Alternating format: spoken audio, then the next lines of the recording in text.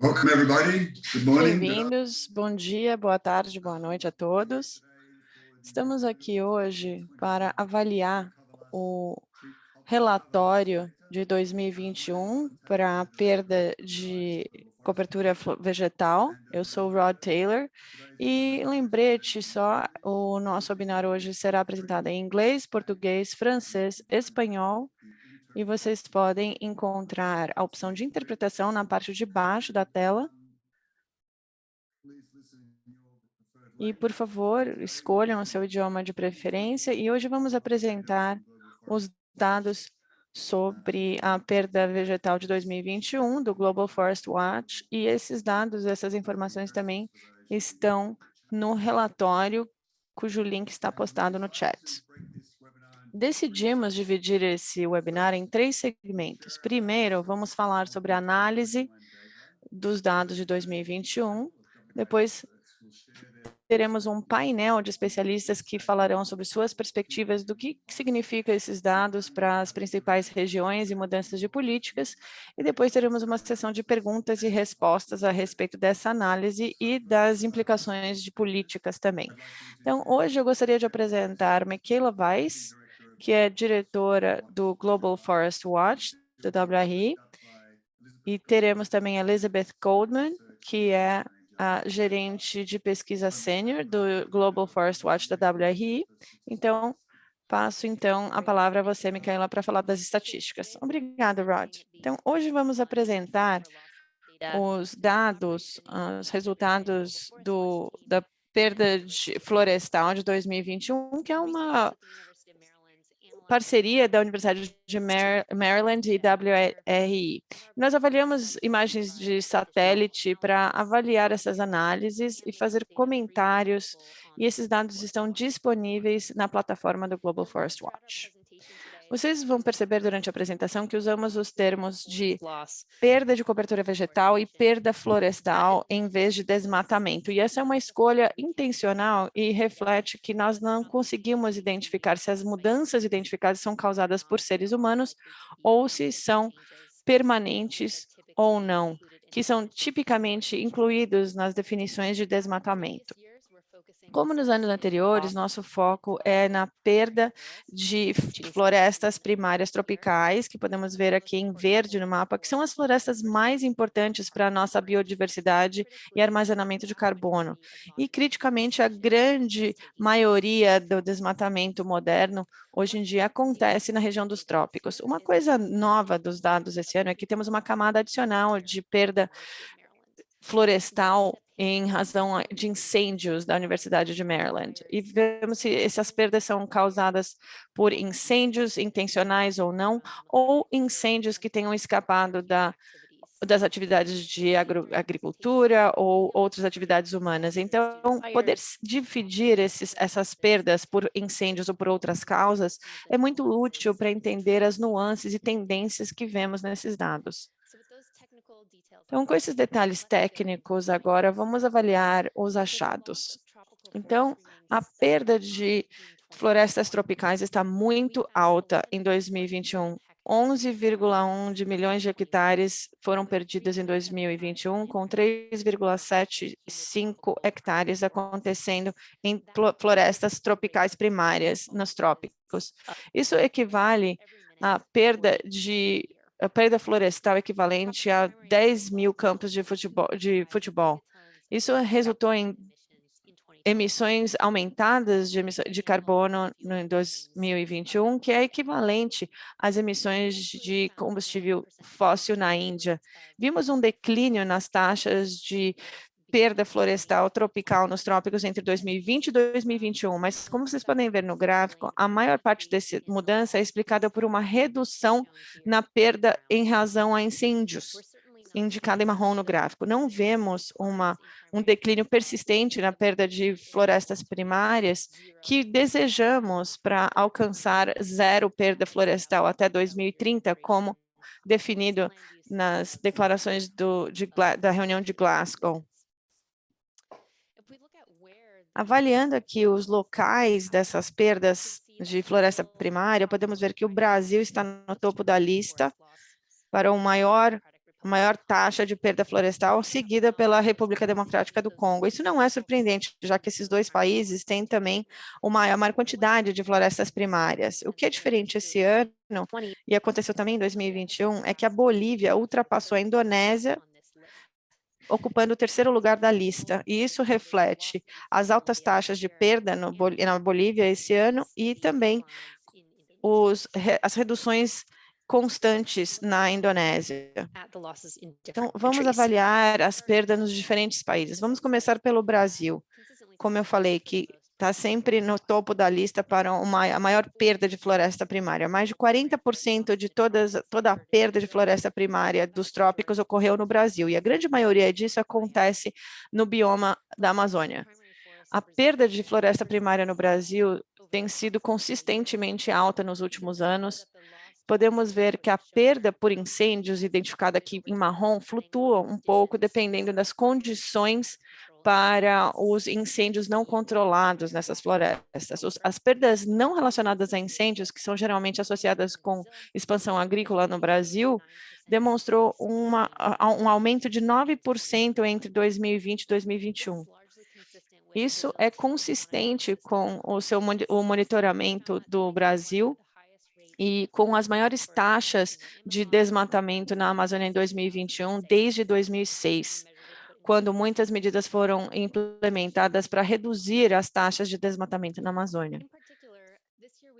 Esse ano, nós vimos também uma intensificação de perda de floresta tropical na parte oeste da Amazônia, com alguns estados apresentando mais de 25% na sua perda de floresta primária. E se a gente avaliar espacialmente nesse mapa de hotspots aqui, podemos ver que as áreas em vermelho escuro, indicativas de novos hotspots ou áreas que ainda não tinham tido perdas significativas no passado, acontecem principalmente ao longo de rodovias e são relacionadas a desmatamentos para pastagem de gado.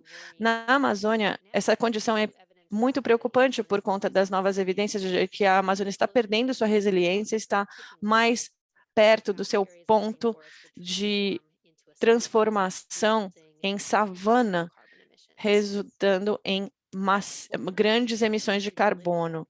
Vamos passar agora para a Bolívia, que teve também um recorde de aumento de perda florestal em 2021. Como eu falei, ultrapassou a Indonésia e ocupando seu terceiro lugar na lista para as maiores perdas florestas tropicais. Em 2021, a maior razão disso foi incêndios. E na Bolívia, geralmente os incêndios são iniciados por seres humanos, e como nos últimos anos, vimos uma queima significativa de florestas em áreas protegidas. Os outros 2/3 de perda estão associados à expansão agrícola. E outras pesquisas da WRR apresentam que a Bolívia vem se tornando cada vez mais um hotspot para a plantação de soja. Passo então a palavra de volta ao Rod. Então, vamos agora vamos ouvir da Liz Goldman para falar das estatísticas da Bacia do Congo, na Ásia e áreas não tropicais. Obrigada, Rob. Então, temos boas notícias esse ano na Indonésia. Em 2021, a Indonésia teve 25% de redução na perda florestal em relação a 2020, já é o 5º ano consecutivo de declínio do desmatamento. E aqui em marrom vemos as taxas de incêndio que devastou o país em 2015, e desde então houve poucas perdas florestais na Indonésia resultante de incêndios. Na Malásia também vemos o 5º ano de redução de perda florestal, que é uma boa notícia também. A Malásia também perdeu 1/5 de suas florestas primárias desde 2001. Essa tendência de queda mostra os compromissos na Malásia que estão funcionando, e agora vamos ver as políticas específicas que parecem ter um bom impacto nesses resultados. Passando agora para a África, na República Democrática do Congo, com a segunda maior perda florestal em 2021. Como falamos em outros anos, essa perda continua sendo impulsionada pelo aumento de produção em pequena escala, produção agrícola em pequena escala, isso vem acontecendo desde 2016. Nas áreas laranjas do mapa, vemos onde há uma perda esporádica de florestas que são resultantes de áreas de produção agrícola pequena. E aqui também vemos as outras áreas de maior expansão de produção agrícola de pequena escala. Também vemos novas atividades no parte oeste do país, perto de Kinshasa, onde há produção de carvão.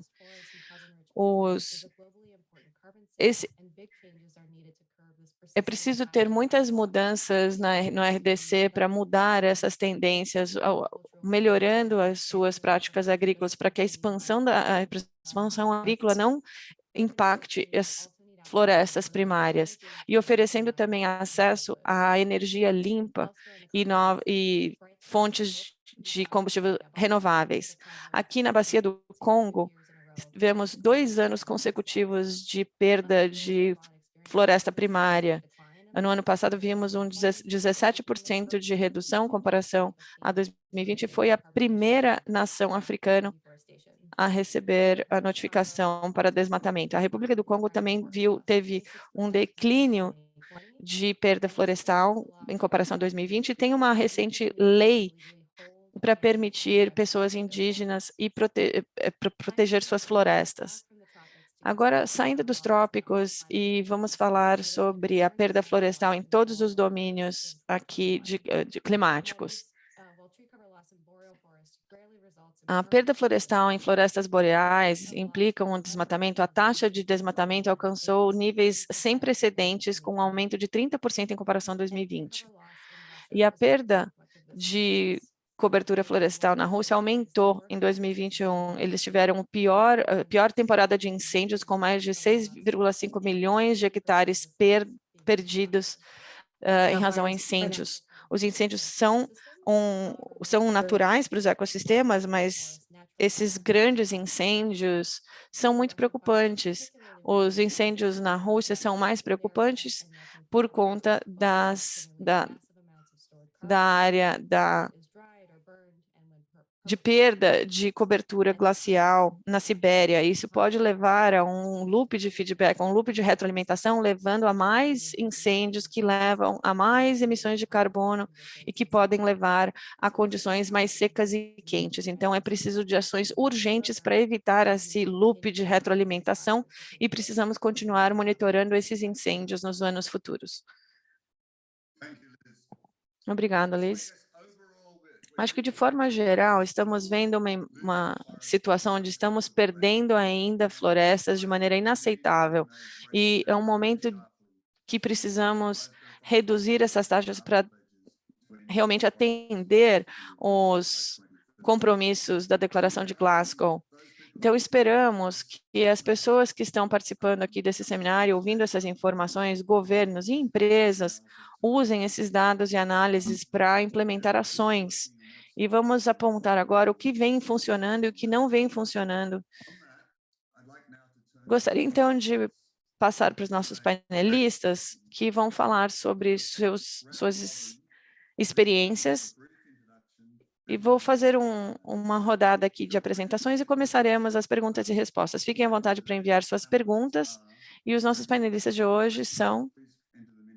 Por favor, coloquem suas perguntas no chat, para que a gente possa ver também a solicitação de levantar a mão se quiserem fazer perguntas. Então, nossos especialistas hoje são Hidaya Hamza, que é gerente sênior da WRI Indonésia. Temos Eli Hakisumomi, que é o gerente do país para a WRI da África, na República Democrática do Congo. Temos Fabiola Zerbini, diretora de uso florestal e do WRI Brasil. E temos Frances Seymour, que é também uma fellow sênior com o programa de reflorestamento da WRI. Temos também Arif Michaela Elizabeth para responder outras perguntas também. Vamos começar com Hidaya. Obrigada, Rod. É ótimo ouvir as boas notícias da Indonésia. Então, avaliando tendência na Indonésia, isso implica que as ações e compromissos do governo estão funcionando e estamos indo na direção correta para atender os compromissos climáticos, que inclui evitar desmatamento e reabilitar novas florestas. O governo também aumentou seu monitoramento de incêndios e aumentando seu monitoramento de florestas primárias e ampliaram o mandato também de reflorestamento. Outros fatores que contribuem são os que agora temos 80% de sua capacidade na Indonésia e Malásia para atender os compromissos de 2030.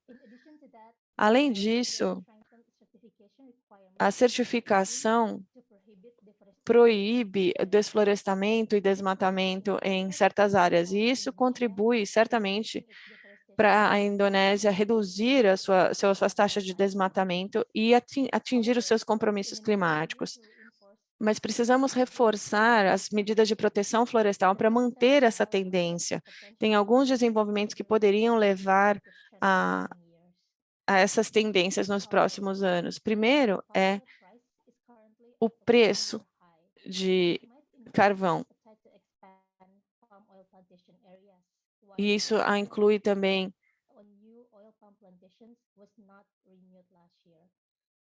o bloqueio de liberação de áreas para plantios de certas culturas, para relaxar também algumas das medidas preventivas. Esses impactos também não apresentam, talvez, não serão apresentados nos dados em alguns anos. Também temos também a revogação de licenças. O governo revogou centenas de permissões para plantações, mineração e mineração em áreas de floresta. Isso requer maior coordenação com o governo local e legisladores para implementar essas decisões. Então, agora eu passo de volta a palavra ao Rod. Obrigada, Hidaya. Vamos agora para a República Democrática do Congo. E ele está aqui, mas ele gravou também suas observações. Eli, a palavra é sua. Obrigado, Rod. Avaliando os resultados desse estudo sobre a perda de cobertura florestal na República Democrática do Congo, vemos que as áreas mais afetadas são perto de grandes cidades, ou seja, a perda florestal está associada às cidades e ao uso de produtos, principalmente carvão. Por exemplo, no caso de Kinshasa, e a maioria das cidades na República Democrática do Congo, eles usam carvão como fonte de energia. E se alguém tiver que reduzir o seu desmatamento, eles precisam também reduzir o uso de carvão e a utilização de outras alternativas de energia mais limpa. Então, nós podemos dizer também que isso está associado à agricultura, porque na maioria das cidades infelizmente, produzem alimentos e estão mudando o seu tipo de cultivo, que afeta também a cobertura vegetal. Avaliando a parte sul do RDC, vemos muita atividade de mineração. E na parte norte da DRC também temos mineração majoritariamente associado com alguns grupos específicos que operam ali. Então, isso significa que é preciso levar esforços de paz para essas regiões também e reduzir a mineração em áreas onde a atividade mineradora é ilegal e que não pode ser promovida. Obrigada, Ellie. Agora passamos para o Brasil com a Fabiola Zerbini, falar sobre essa situação do Brasil. Olá a todos. Os dados do Brasil e Amazônia são alarmantes e infelizmente, previsível. O aumento de ilegalidade como resultado nas ações com o modelo de uso de terra ainda não atende as necessidades. A mudança, principalmente para a região oeste, traz novas preocupações, mas outras boas notícias também. O desmatamento no Pará e no Mato Grosso estão começando a apresentar resultados positivos. Ainda sabemos que ainda é muito cedo para reduzir, para dizer que isso é uma tendência, mas podemos entender que o caminho estratégico é mudar a legislação para favorecer a proteção das áreas. Os trabalhos na Amazônia, por exemplo, em vez desses motivos que eu já comentei, já vimos muitas parcerias público-privadas e iniciativas acontecendo, o que traduz o compromisso do setor privado para preservar certos territórios, o que chamamos agora de bioeconomia, reduzindo também, usando os povos indígenas como guardiões da floresta, mas isso não é suficiente. Precisamos inovar, precisamos pensar de formas diferentes para atacar a questão do desmatamento na Amazônia, porque não tem um grau, não tem Amazônia sem um modelo econômico sustentável, sem um modelo de desenvolvimento para preservar as florestas. 6% do bioma da Amazônia fica no Brasil. Então, a sociedade brasileira ainda é muito importante para conseguir avançar nessa transição ambiental para a Amazônia. Então, avaliando as possíveis soluções, estamos trabalhando para realmente ter uma estratégia pan-amazônica com parcerias, e nossa visão é evitar o desmatamento da Amazônia nos próximos 10 anos, transformando a relação entre cidades e áreas rurais na região da Amazônica, para não deixar ninguém para trás. Então, precisamos de soluções econômicas que conecte os parceiros climáticos e temos uma nova economia climática para o Brasil, que foi lançada no COP27, e muitos insights e recomendações sobre como mudar essa equação nesse momento. Temos também um programa de restauração muito forte sendo implementado por uma restauração sistemática que permitiria o setor privado do Brasil e o setor de agronegócios para regularizar suas terras e estar adequado ao Código Florestal brasileiro. Temos também alguns projetos que vão cada vez mais combinar o consumo das cidades com o consumo de floresta de forma que promova a proteção florestal e não o desmatamento. Então, os dados não é o que a gente queria ver, mas temos que ser persistentes, temos que trabalhar juntos, o setor privado e público, e o setor financeiro, os governos federais e estaduais, e a transparência é essencial, e a WRI Brasil vão continuar trabalhando com os sistemas públicos e outros grandes players para garantir a transparência, e esperamos ter melhores números no próximo ano. Obrigado, Rod. Obrigado, Fabíola. Parece que vamos ver esperamos ver uma melhoria nos números também. Então, gostaria de passar agora para Francis, para sabermos mais sobre esses dados. Francis, obrigado, Rod. Acho que como nós lembramos, cerca de 6 meses atrás, 141 líderes estaduais se comprometeram a reverter a perda florestal até 2030. Mas como toda essa perda de 2021 já haviam acontecido antes dessa reunião de Glasgow, acho que hoje temos uma linha de base para avaliar a eficácia dessas ações que serão adotadas para que cumpram realmente esses compromissos de Glasgow, mas as ações terão que ser dramáticas e terão que acontecer logo, porque com o que vocês viram aqui, os dados, temos 20 anos de dados apresentando uma perda persistente de milhões de hectares de floresta tropical primária, mas a gente ainda tem poucos anos para levar esse número a zero. Então, para mim, tem algumas coisas que são impactantes desses dados de 2021. A primeira é que claramente não estamos fazendo o suficiente para incentivar as ações daqueles que têm posição para realmente proteger a expansão das florestas que ainda temos. A Miquela falou que teve um aumento de 25% de perda de floresta primária nos estados do oeste do Brasil, que são uma das regiões mais ricas em florestas tropicais do mundo. Então, estamos aqui com um desastre para a biodiversidade, para o clima e para as comunidades indígenas e locais que vivem naquela região. E pesquisas recentes iluminaram como as florestas tropicais são ainda mais importantes do que achávamos, incluindo localmente e globalmente. Então, precisamos encontrar formas para recompensar países como o Gabão, que conseguiu reduzir as emissões de carbono e oferecer mais financiamento climático para eles como recompensa. E como a Liz falou, precisamos também aumentar os investimentos verdes para ter acesso à energia limpa e em países como a República Democrática do Congo. E claro que os defensores de florestas e territórios indígenas também merecem mais financiamento.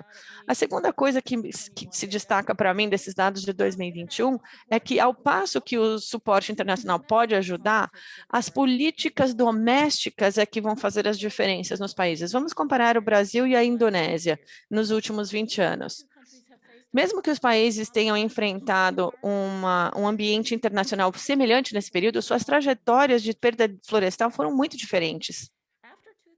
Depois de 2004, o Brasil reduziu uma taxa muito alta de desmatamento na Amazônia e conseguiu manter essas reduções baixas por uma combinação de ações do governo e setor privado. Nos últimos anos, as políticas desse novo governo, na verdade, mudaram muito essa história. Em contraste, na Indonésia, tinha uma trajetória de aumento de perda florestal, o que culminou nos incêndios catastróficos de 2015.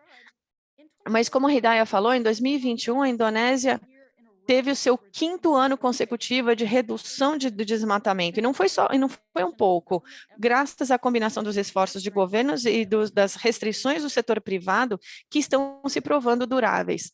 E o meu último ponto desses dados de 2021, que é mais assustador, é que a mudança climática por si só está tornando cada vez mais difícil manter as florestas que nós ainda temos. Os novos dados descritos pela Michaela revelam quanto a variabilidade de ano a ano é resultado de incêndios. Os incêndios selvagens são geralmente ligados às condições mais secas e quentes, advindas das mudanças climáticas, e também são exacerbadas pelos efeitos do desmatamento locais. E essa perda combinada de resiliência florestal nos leva cada vez mais perto do ponto de mudança, ou seja, a conversão em atacado da Amazônia para liberar carbono suficiente na atmosfera para acabar com qualquer esperança de atingir os objetivos climáticos de Paris. Então, temos que pensar sobre como reduzir as emissões dramaticamente a partir de todas as fontes, e não só das florestas. E ninguém tem que nem pensar em plantar árvores aqui, ou em vez de reduzir emissões de combustível fóssil. Tem que ser agora, tem que ser feito tudo urgentemente antes que seja tarde demais. Obrigado, Francis. E para vocês que quiserem ler mais sobre o que a Francis está falando e entender o que a gente está discutindo aqui, colocamos um link no chat. Então, com isso, eu gostaria de agradecer a todos os panelistas por seus insights, e agora vamos abrir a nossa sessão de perguntas e respostas. Vamos ver as suas perguntas aqui no chat e vamos pedir que os nossos panelistas respondam. A pergunta aqui é: como esses dados foram coletados e são dados primários ou secundários? Eu posso responder. Como eu falei no início, essa é uma colaboração entre pesquisadores da Universidade de Maryland. Então, eles são os que realmente estão avaliando as imagens de satélite para compilar esses dados. Então, eles estão basicamente pegando todas as imagens do ano da NASA e dos satélites para comparar com métricas históricas e mapearem com resolução de 30 metros, onde estamos vendo redução das coberturas florestais. Então, é uma fonte de informação primária, eles estão criando e atualizando anualmente para formar a base dessa análise. Espero que tenha respondido a sua pergunta. Obrigada, Maquila. A segunda pergunta é para a Indonésia. Espero que a Hidaya possa responder. A pergunta é: a Hidaya falou de políticas e compromissos de redução de desmatamento do governo. Existe alguma indicação de que comunidades locais ou povos indígenas têm também um efeito complementar sobre isso? Sim, eu posso responder, Rod. Na verdade, já existem diversas informações para os direitos indígenas sobre as florestas.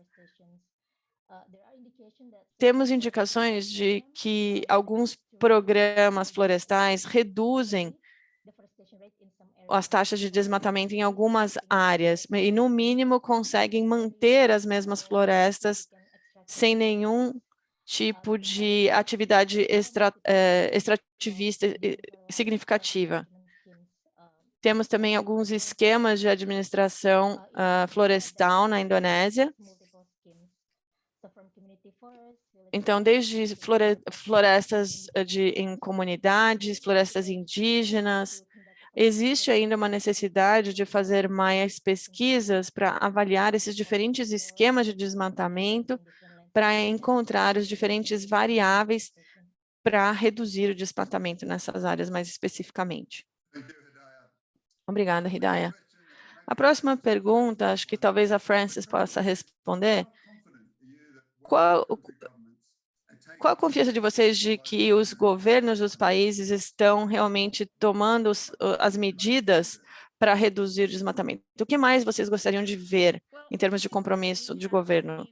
Acho que já vimos alguns esforços para realmente começar a operacionalizar os compromissos que foram feitos em Glasgow. Isso leva tempo para conseguir verbas aprovadas, por exemplo, nos Estados Unidos, e temos discussões ativas também nas arenas de legislação europeias para cadeias de suprimentos. Mas acho que as coisas estão acontecendo. A questão aqui é, será que será suficiente? E eu acho que as dificuldades é que ainda estamos colocando uma pequena quantidade de financiamento para boas soluções, ao passo que ainda existem financiamentos insensíveis ao desmatamento. Então, precisamos reequilibrar esse portfólio em termos de dobrar e aumentar o fim de suporte para atividades que levam ao desmatamento e aumentar os incentivos para aquelas atividades que nós sabemos que podem reduzir o desmatamento. Então, a próxima pergunta é para o Brasil. Então, a Fabiola pode responder. Você destacou as soluções econômicas, mas parece que muitas perdas são resultantes a atividades ilegais. Então, isso é uma questão econômica ou de governo? São as duas coisas, infelizmente. Acho que é uma combinação dos dois fatores, porque se avaliarmos o tipo de papel dos governos para ter um projeto no país, por exemplo, se o governo brasileiro enxerga a floresta como um ativo e tem um projeto público para alavancar o Brasil no contexto de ecossistema e mercado de sistemas de bioeconomia, nós teremos diferentes resultados em termos de proteção florestal, mas certamente o setor privado, o setor financeiro e os consumidores têm um grande papel em tudo isso também. Acho que a principal ideia aqui é que estamos num estágio em que, sim, o governo tem um papel muito importante para permitir que o Brasil tenha realmente um novo modelo econômico para a Amazônia brasileira, mas também precisamos do setor privado, do setor financeiro, trabalhando juntos com o governo para garantir que isso seja realmente implementado e implementado rapidamente, porque eu acho que nós precisamos de ações urgentes para realmente mudar essa equação. Então, é uma combinação dos dois esforços, melhores legislações, melhores leis e aderência às leis e boas parcerias entre toda a sociedade brasileira e a sociedade global para realmente mudar essa tendência. Obrigada, Fabiola. Então, Eli, uma pergunta para você sobre a República Democrática do Congo e a dinâmica de perda florestal e expansão agrícola na DRC. Então, qual é a fonte dessa utilização de terra e como isso está impactando as perdas? Eli, você nos ouve? Acho que seu microfone está fechado. Pode repetir, por favor? A internet não estava muito boa aqui. A pergunta sobre a dinâmica da perda florestal e expansão agrícola na República Democrática do Congo. E a pergunta é, qual é a fonte de dados para a utilização dos dados e com que frequência ela é atualizada? Até o momento, não há estudos específicos realizados aqui. Isso fica baseado nas observações, porque se a gente avaliar, ver o que está acontecendo em torno das cidades, podemos ver uma mudança nos padrões de desflorestamento. Eu sei que a WRI fez alguns estudos e pesquisas baseados nas taxas de desmatamento, e a mudança nos cultivos e também uso de madeira para fontes de energia. Então, essas são as coisas que nos levam a entender essa mudança. E é verdade que isso está relacionado a essas atividades, mas estamos vendo o consumo também alimentar nessas cidades que vem mudando o padrão de desmatamento.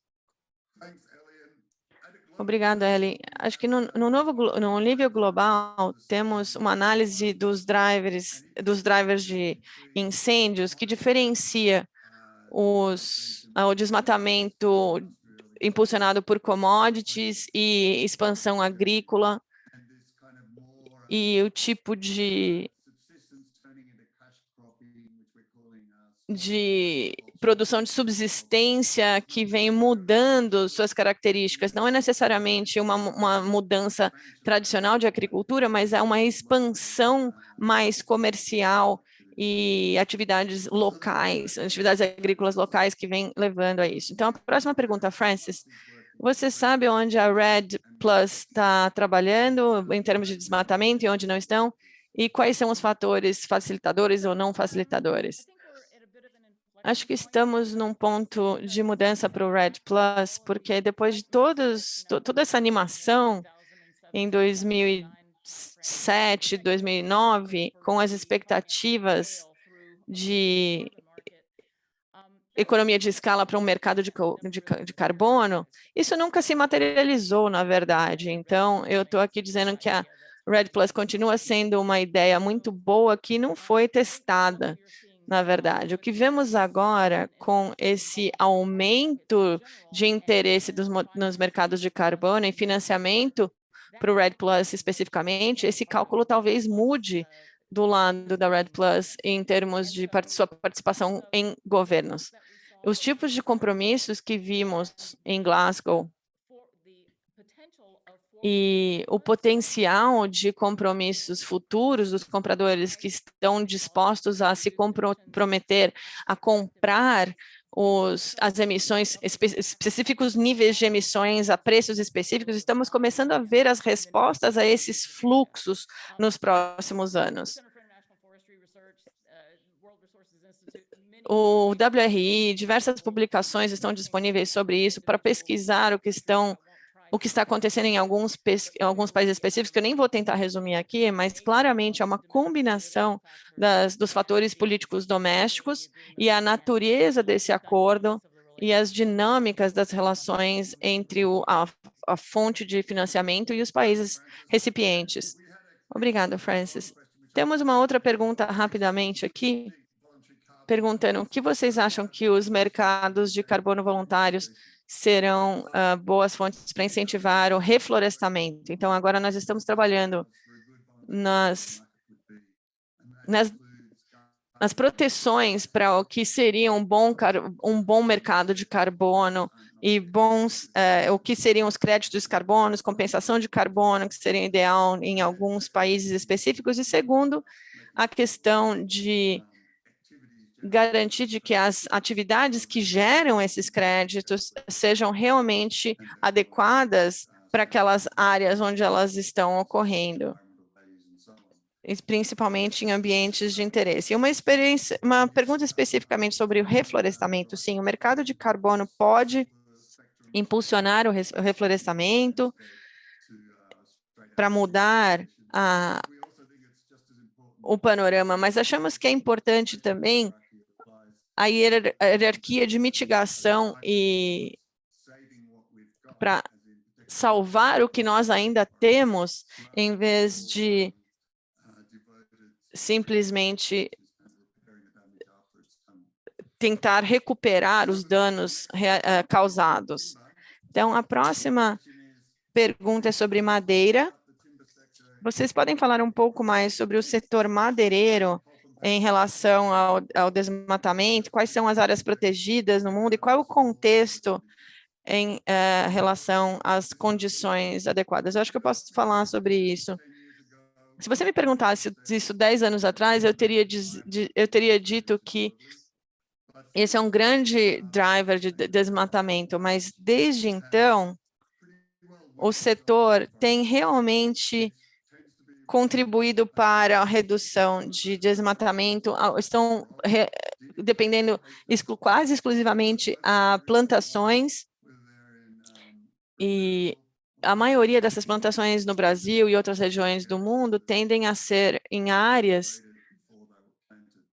que eram maiores antes de serem plantadas. Então, eu acho que o setor madeireiro é um vilão um pouco menor do que a gente imaginava, e muitas das empresas estão realmente adotando ações para reduzir e remediar seus desmatamentos históricos, incluindo projetos relacionados ao reflorestamento e áreas de conservação. Então, acho que a ligação entre a indústria de papel e madeireiro, vemos uma área muito específica que vai se abrir para incentivar acesso a outros, que pode levar a mais incentivos ainda e reduzir os desmatamentos, e isso é muito mais fácil de justificar, porque as terras são menos valiosas para outros usos. Mas a história é muito diferente de lugar para lugar, e é muito difícil de analisar tudo isso. Espero que eu tenha respondido a pergunta. Uma outra pergunta para a Indonésia. Hidaya e Arif, como é que vocês podem garantir que a redução de desmatamento e redução de perda florestal na Indonésia são resultantes de políticas e não simplesmente por outros motivos? Arif, eu estou vendo que você está sorrindo, pode responder. Obrigado, Rod. Eu acho que seria o caso, principalmente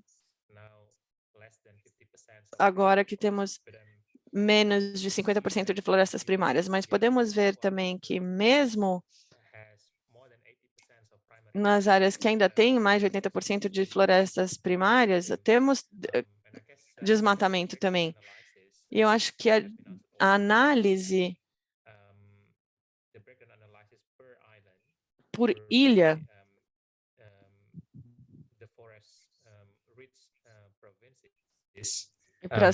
das províncias mais ricas em florestas, em 2021, tiveram também a redução de desmatamento. E eu acho que isso é uma combinação das políticas governamentais e talvez a pandemia de Covid também, mas é uma situação bastante complexa que gostaríamos de entender as proporções de contribuições das políticas associadas ao desmatamento reduzido e etc.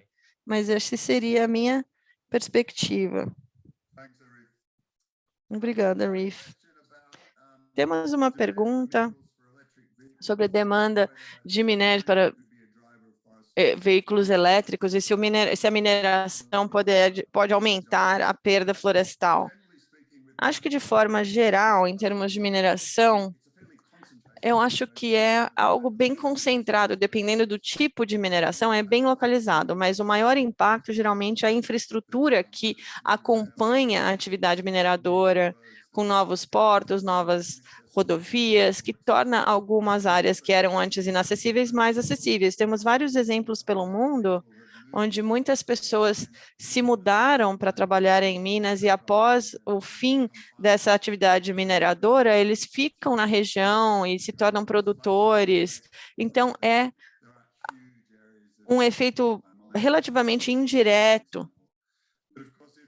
Mas é claro que se a demanda por minérios aumentar, temos que ter proteção, medidas protetivas em termos do que está sendo feito para proteger as áreas ao redor das minas, e eu acho que é potencialmente algo que vai depender muito nas economias e nos países específicos. Não sei se alguém mais quer falar alguma coisa sobre essa pergunta.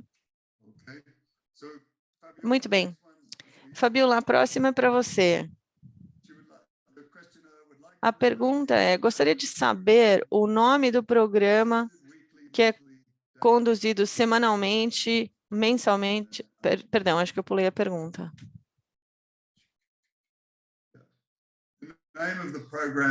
O nome do programa que gera dados de desmatamento no Brasil. Existe algum grupo específico no Brasil? Sim, obrigado, Rod. O programa se chama...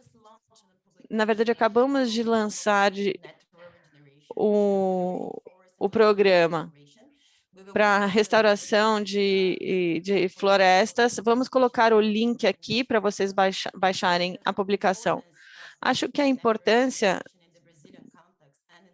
dessa regeneração de florestas no contexto brasileiro é imenso. A próxima fase do projeto terá foco no Pará e Mato Grosso. E se avaliarmos apenas o Pará, o MAP Bioma diz que cerca de 5 milhões de hectares estão sendo naturalmente restaurados atualmente.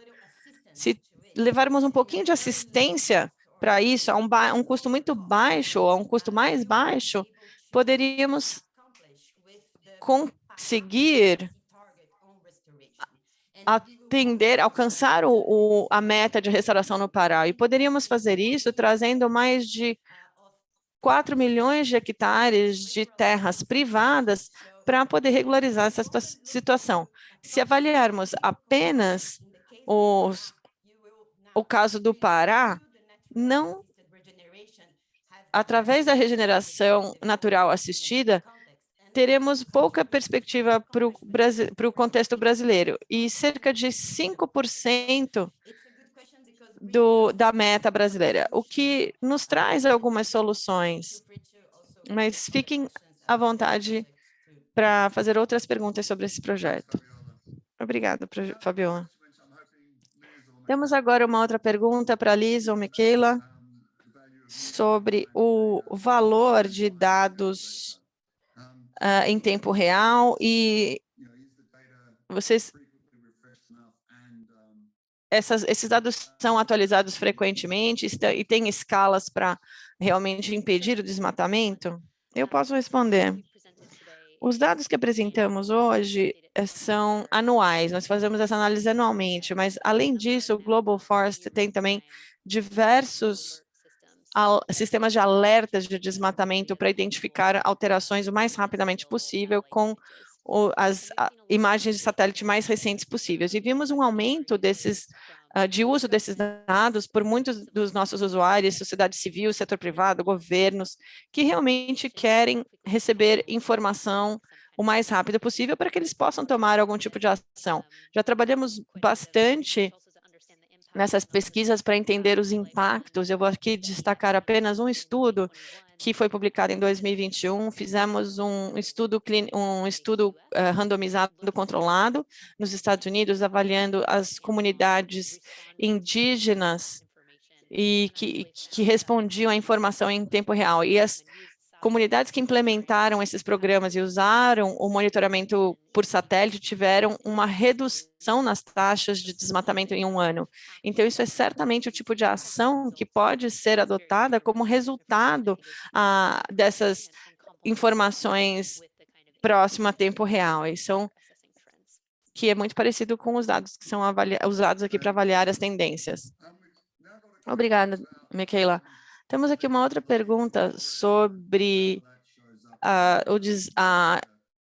o corte de madeira na floresta boreal. Elizabeth, talvez você queira responder. Quais os tipos de perda de cobertura florestal por diversos motivos? E depois temos uma análise também para estimar qual é o principal driver, e um deles é realmente a atividade de desmatamento. E isso apresenta a categoria de perda de cobertura florestal como uma das categorias e uma relação entre incêndios e, às vezes, outras atividades. Então, quando a gente fala de florestas primárias, temos o foco nos trópicos, porque é lá que temos os dados mais fortes para esse tipo de atividade. Mas a atividade madeireira não está identificada separadamente. Então,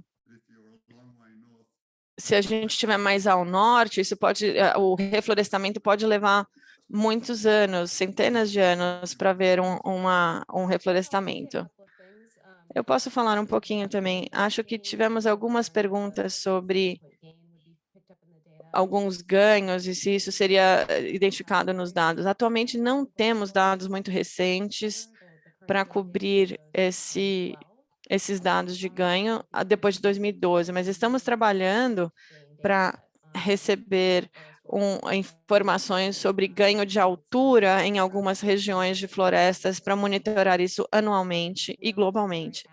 Temos também uma pesquisa bem ativa nos nossos drivers de conjuntos de dados para tentar identificar quais drivers levam às perdas que estamos identificando nesse conjunto de dados. Estamos tentando definir os drivers específicos para cada tendência que identificamos.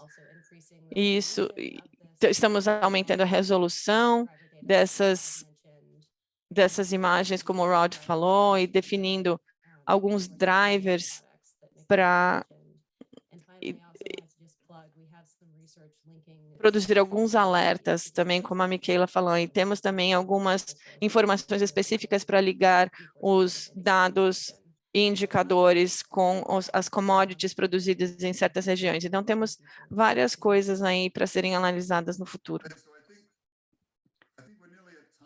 Acho que já estamos quase sem tempo, então a nossa última pergunta, que é um pouco, acho que isso vai ser diferente de região para região. É uma pergunta que estamos recebendo bastante.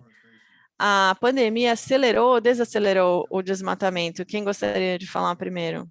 Que eu acho que as respostas serão diferentes de país para país. Francis, você poderia começar? Eu posso passar direto para a Michaela ou Liz, porque eu sei que eles avaliaram os padrões específicos para isso e acho que estão em uma posição melhor para responder. Eu posso responder? Eu acho que é uma pergunta bem importante e acho que a pergunta mais curta é que ainda não vemos nenhum impacto óbvio da pandemia nesses dados. É, na verdade, muito difícil isolar a pandemia de outros fatores que também impactam a perda florestal, seja o clima, políticas não relacionadas à pandemia. Uma coisa que nós vimos no Canadá é que vimos uma quantidade de perda muito baixa no país, e ao passo que isso pode ter sido resultante dos lockdowns, também foi uma temporada muito chuvosa, inesperadamente chuvosa aquele ano, então pode ser algo que aconteceu especificamente no ano, mas a pandemia talvez teve consequências positivas e negativas para as florestas, e é muito difícil isolar cada fator. Por exemplo, as medidas de lockdown podem levar a menos desmatamento em algumas regiões, mas também pode aumentar atividades ilegais, que pode levar ao aumento de desmatamento em outras regiões. Então, é muito difícil identificar. E também temos outros impactos relacionados à pandemia, por políticas como recuperação econômica, por exemplo, na Indonésia não foi totalmente implementada, e esses tipos de políticas podem aparecer nos dados dos próximos anos. Então, não é uma resposta muito satisfatória, mas são muitas coisas complicadas que a gente não conseguiu desvincular uma da outra ainda. Muito bem. Acho que se a gente pode ter uma última pergunta. Vimos um sucesso na Indonésia. O que o Brasil ou os países da Bacia do Congo podem aprender com esse sucesso? Eu sei que é difícil. Não sei se alguém quer tentar responder aí nesses últimos minutinhos. Bem rapidamente, acho que para o Brasil temos muito a aprender. E é verdade que as parcerias pública e privada e a moratória de óleo de palma também e o que a Indonésia fez, podemos aprender muito e vice-versa, porque isso é um ciclo, mas nós temos que fortalecer os diálogos florestais nesses países e eu acho que se a gente trabalhar junto, teremos números melhores globalmente e é isso que importa no final das contas. E ele, não sei se você tem uma opinião, muitas pessoas estão dizendo que a Bacia do Congo é a próxima Indonésia ou o próximo Brasil. Qual a sua opinião sobre isso?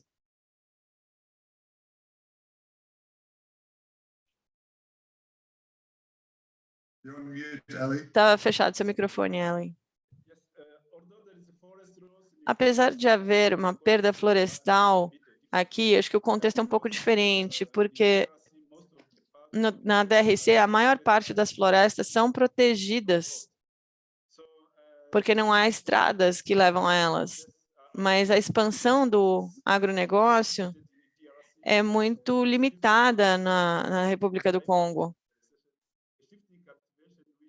Então, a mudança de cultivo, que é feito no nível local e não requer altos investimentos comparados ao Brasil.